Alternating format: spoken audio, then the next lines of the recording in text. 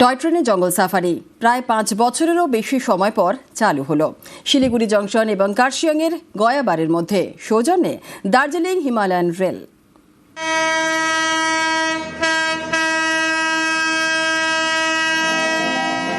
চা বাগান, জঙ্গলের বুকে কুচিকচিক।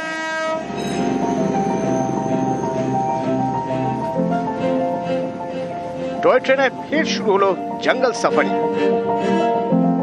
প্রথম দিনেই জমজমাট।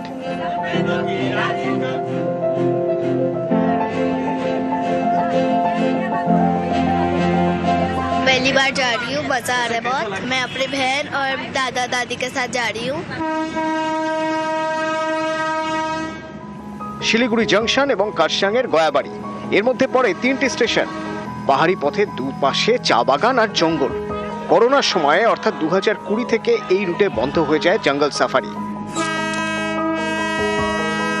পর্যটনের মরশুমে ফের টয় ট্রেনে জঙ্গল সাফারি চালুর উদ্যোগ নেয় দার্জিলিং হিমালয়ান রেল। একটি বেসরকারি সংস্থার সঙ্গে হাত মেলায় ঠিক হয় শনিবার, রবিবার এবং সরকারি ছুটির দিন ছুটবে খেলনা গাড়ি। এরপর রবিবার থেকে পরিষেবা শুরু। টয় ট্রেনের 3টি কামরার মধ্যে 2টি থাকছে বেসরকারি সংস্থার হাতে। সেখানে থাকছে খাওয়া দাওয়ার ব্যবস্থা। মাথাপিছু খরচ 2199 টাকা। বাকি একটি কামরার মাথাপিছু ভাড়া 1000 টাকা। আমরা 21 জন আছি, পুরো ফ্যামিলি নিয়ে যাচ্ছি। পিকনিক হিসাবে আমরা প্রথম এনজয় করতেছি আজকে। খুব ভালো লাগতেছে, খুব ভালো লাগতেছে। ये सारा अनुभव हमारे सिलीगुड़ी के लोगों के लिए बहुत एक नया तरह का अनुभव रहेगा और ऐसा यादगार अनुभव रहेगा जो कि ट्रेन, पहाड़ और पिकनिक ये तीनों मिला करके एक ऐसा अनुभव रहेगा हमारे लोगों के लिए जो वो जीवन भर कभी नहीं भूल पाएंगे।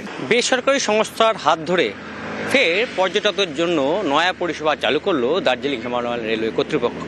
শিলিগুড়ি জংশন থেকে গয়াবাড়ি, মাঝে শুকনা, রংটং, তিনধারিয়া, তিনখানা স্টেশন ক্রস করে ট্রেন গিয়ে পৌঁছবে একেবারে গয়াবাড়িতে। মাঝে থাকছে বিনোদনের আয়োজন। ক্যামেরায় অলোক কুমার দের সঙ্গে পার্থপ্রতিম সরকার, নিউজ 18 বাংলা, শিলিগুড়ি।